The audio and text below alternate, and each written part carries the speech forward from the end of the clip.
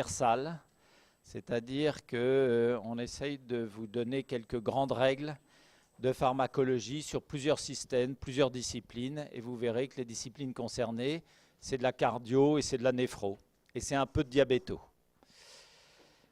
Voilà, donc moi je m'appelle Stéphane Laurent, je dirige le service de pharmacologie de l'hôpital Pompidou, et vous êtes les bienvenus si vous voulez passer voir le service, comprendre comment c'est organisé, surtout pour ceux qui veulent un jour faire de la pharmacologie. Pensez-y. Alors, SRAA, le deuxième A est capital, parce que ça veut dire aldostérone.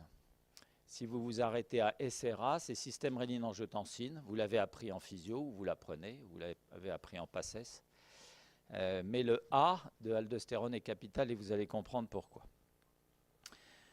On vous rappelle les objectifs pédagogiques chaque fois. Il n'y a pas de bonne thérapeutique s'il n'y a pas de bonne pharmacologie, s'il n'y a pas de bonne physiologie. Donc là, je vais vous faire des petits rappels sur le rôle du système rénine-angiotensine-aldostérone dans l'hypertension artérielle et l'insuffisance cardiaque, deux maladies majeures. Pourquoi? Pour raisonner sur les effets pharmacologiques des bloqueurs du système. En pharmacologie, il faut vraiment très bien connaître la physiologie, parce qu'après, ça coule de source. Vous réajoutez des connaissances, mais au moins vous avez quelque chose qui est très solide. Alors, on va parler de 4 classes d'antihypertenseurs et de médicaments d'insuffisance cardiaque éventuellement. Et en fait, ce que l'on veut, c'est au travers de cela que vous mémorisiez les effets indésirables, les contre-indications, les interactions médicamenteuses. Ça sera le leitmotiv de tout ce qu'on vous racontera en pharmacologie pendant toute l'année. Vous comprenez la physiologie, vous l'apprenez, et là, vous comprenez bien la pharmacologie. Avec la pharmacologie, vous mémorisez bien tout ce qui est effet indésirable, contre-indication. Et ça n'est que dans plusieurs années, 3 ans, donc en 5e année de médecine, que là, vous ferez de la thérapeutique. Et la thérapeutique vous apprendra à manier les médicaments et les thérapeutiques non médicamenteuses, et à placer les médicaments, et à définir les indications.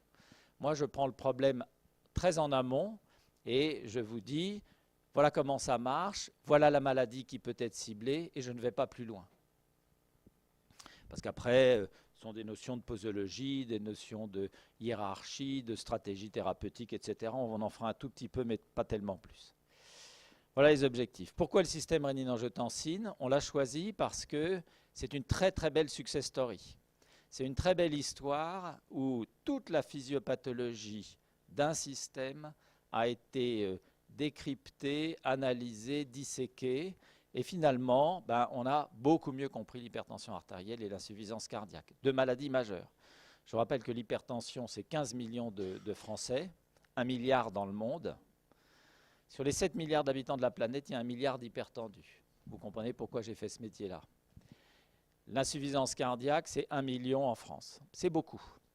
Et vraiment, les inhibiteurs de l'enzyme de conversion, vous allez voir, on va les revoir, ont révolutionné le traitement de l'insuffisance cardiaque.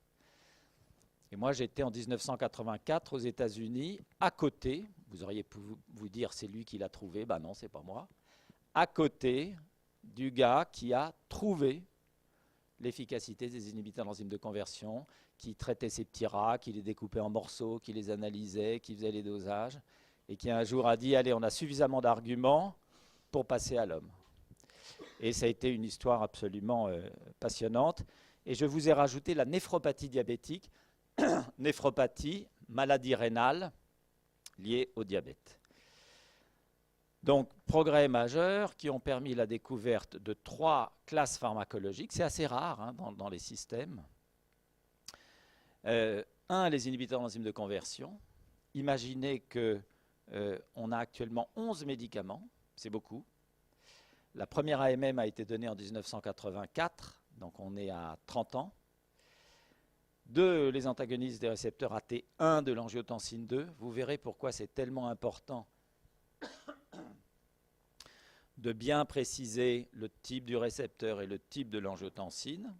Il y a 7 molécules commercialisées.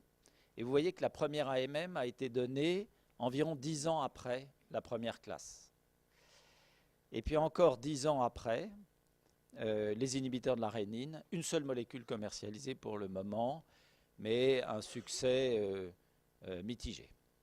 Et je vais vous expliquer pourquoi on pensait que telle classe pharmacologique serait meilleure qu'une autre. Donc IEC plus ARA2, l'antagoniste des récepteurs AT1 de l'angiotensine 2, ça se dit ARA2 ou Zartan. Zartan, c'est encore plus facile. 18 molécules, des médicaments qui nous ont transformé la vie et qui ont vraiment beaucoup aidé le médecin et le malade. Donc voilà pourquoi on a choisi le système rénine-angiotensine. Alors, les indications, ce n'est pas tout à fait votre partie, mais je vous en parle pour que vous ayez une idée de l'étendue des pathologies qu'on peut traiter avec. L'hypertension artérielle, c'est la maladie la plus fréquente. On a beaucoup de classes pharmacologiques dans l'hypertension, vous verrez, je vous traiterai les diurétiques, je vous retraiterai les IEC, les ARA2 d'une autre façon, les antagonistes calciques, etc. L'insuffisance cardiaque congestive. Et puis alors là, vous avez un item qui est plus de la prévention. Prévention des complications cardiovasculaires chez les sujets à haut risque cardiovasculaire. Tous ces items, je les ai repris du Vidal pour bien coller à ce qui est reconnu par nos agences du médicament et la Haute Autorité de Santé. Qu'est-ce que ça veut dire? Ça veut dire que quelqu'un qui fume, qui a de l'hypertension, qui a du cholestérol, qui a du diabète, a plus de chances que quelqu'un d'autre d'aller faire un infarctus ou un accident vasculaire cérébral. Et on va lui donner en prévention un inhibiteur d'enzyme de conversion. Et on peut lui donner l'inhibiteur d'enzyme de conversion parce qu'il a une hypertension, par exemple. Mais on aurait pu lui donner un autre médicament de l'hypertension. Mais on va quand même lui donner celui-là, parce que celui-là a, oui, démontré qu'il protégeait contre les événements cardiovasculaires. Donc, ce n'est pas une maladie, c'est un type d'intervention thérapeutique, on appelle ça de la médecine préventive cardiovasculaire. Quatrième item, la néphropathie diabétique, diabète de type 1 avec protéinurie. Donc ça, c'est une maladie relativement grave, avancée. Prévention des complications rénales chez le diabétique de type 2. Donc vous voyez, il n'a pas encore de maladie rénale, mais il a un diabète de type 2, et on sait que dans les 10 ans, il va faire une maladie rénale. Donc à nouveau, on est en prévention. On a une prévention un peu plus ciblée, rénale, et donc c'est un petit peu comme l'item 3. Et puis enfin, l'acide de l'insuffisance cardiaque et de la cirrhose, je vous en reparlerai quand on refera les cours plus spécifiques, mais les anti-aldostérone sont des très bons médicaments de ce point de vue-là. Donc, 6 indications qui représentent une très grosse partie de la pathologie cardiovasculaire. Alors, on va aller du simple au compliqué. Le simple, eh bien, c'est ce schéma que vous connaissez, que vous avez appris.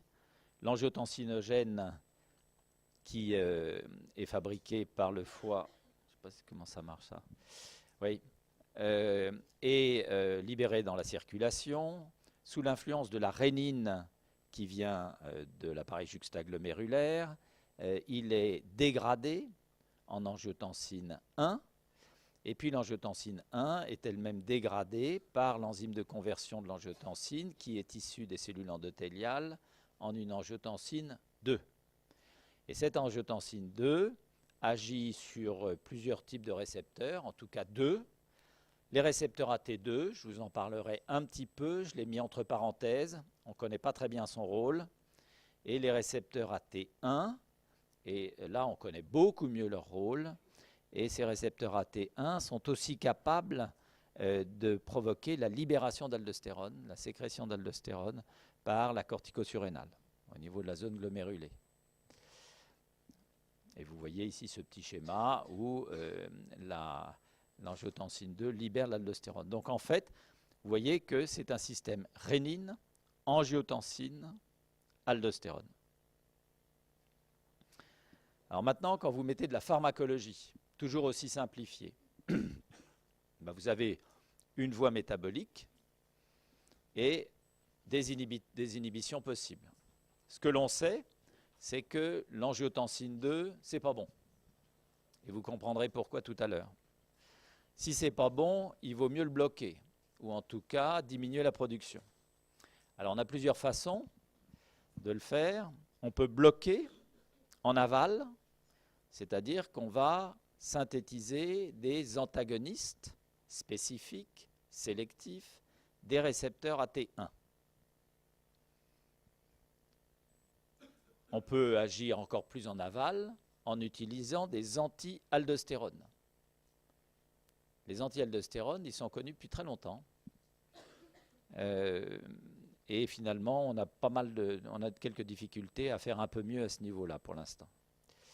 Donc, vous voyez, vous pouvez choisir d'agir en aval, soit au niveau des récepteurs AT1. Vous savez que vous allez aussi bloquer la production d'aldostérone, puisque le récepteur, l'angiotensine 2, ne pourra pas activer le récepteur AT1 pour produire de l'aldostérone. Mais vous pouvez aussi décider d'agir beaucoup plus en aval. Alors, dans ce cas-là, ce sera un anti-aldostérone, mais pas un anti-AT1. Et puis, vous pouvez aussi décider d'agir en amont, c'est-à-dire dans l'étape limitante ici, entre angiotensine 1 et en angiotensine 2, qui est gérée par l'enzyme de conversion de l'angiotensine 1, ECA. Et là, vous allez donner des inhibiteurs de l'enzyme de conversion, IEC. IEC, c'est passé dans le langage courant. Et puis, vous pouvez décider d'être encore plus en amont en bloquant la rénine, puisque vous savez que la rénine, c'est l'étape capitale pour produire de l'angiotensine 1, sans lequel vous ne pouvez pas produire d'angiotensine 2. Donc, ce sont les inhibiteurs de la rénine. Donc, dans l'ordre de leur découverte, en général, à votre génération, ça ne vous intéresse pas trop, mais puis on ne vous embête pas trop avec ça, mais dans le cours que je vous fais aujourd'hui, c'est important ces notions de découverte, c'est-à-dire qu'on avait des anti-aldostérones, il y en avait un, la spironolactone, qui s'appelle aldactone. Bon, on comprenait à peu près comment ça marchait, mais on n'en savait pas vraiment trop. Et puis un jour, la recherche a vraiment démarré, en démarrant par les IEC, puis les ARA2, et puis maintenant les inhibiteurs de la rénine, avec chaque fois un délai d'environ 10 ans entre chaque nouvelle classe pharmacologique. Donc voilà, physiologie, pharmacologie simplifiée. Puis évidemment, ce n'est pas aussi simple que ça. Alors on fait un tout petit peu de complexité, et puis on va revenir à la simplification. Donc ça, c'est typiquement le genre de schéma que vous pouvez trouver dans des revues du New England, du Lancet, toutes ces grandes revues généralistes médicales. Mais vous voyez tout de suite ici qu'il y a l'angiotensine 2 et puis d'autres produits de dégradation de l'angiotensine. L'angiotensine 1,7, l'angiotensine 3,8, des peptides inactifs. Et puis vous voyez aussi qu'il n'y a pas qu'un récepteur AT1, il y a un récepteur AT2, un récepteur AT4, un récepteur AT1,7. Voilà, spécifique pour l'angiotensine 1,7. Et qu'il n'y a pas qu'une enzyme de conversion, il n'y a pas la CE1, il y a aussi la CE2. Voilà. Alors ça, vous mettez une grande parenthèse sur ce schéma-là. Ce n'est pas du niveau du P2. Hein, c'est-à-dire que vous le reverrez éventuellement plus tard. Pour l'instant, je n'ai pas de raison de vous en parler parce qu'il n'y a pas de molécule spécifiquement qui cible ça. À une exception près, c'est qu'on va se poser des questions sur ce récepteur AT2-là. Vous voyez qu'il est en pointillé. Le récepteur cible majeur, c'est AT1. AT1, regardez dans la petite cartouche ici, peut tout faire pour faire monter la pression artérielle et déstabiliser une insuffisance cardiaque. Il provoque de la soif, c'est un mécanisme central. Il provoque de la vasoconstriction, c'est-à-dire qu'il diminue le calibre des petites artères, donc il augmente les résistances périphériques, on va le voir. Il active le système nerveux sympathique au niveau des synapses. Et cette activation du système nerveux sympathique va renforcer la vasoconstriction. Il provoque de la rétention hydrosodée au travers de la sécrétion d'aldostérone. Et la soif plus la rétention hydrosodée, eh bien ça fait de la volémie. Et puis, les deux dernières lignes, on va dire que c'est des paramètres pharmacologiques, évidemment, Donc là, au travers de la sécrétion d'aldostérone, pardon. Et le tout dernier item, on peut dire que c'est juste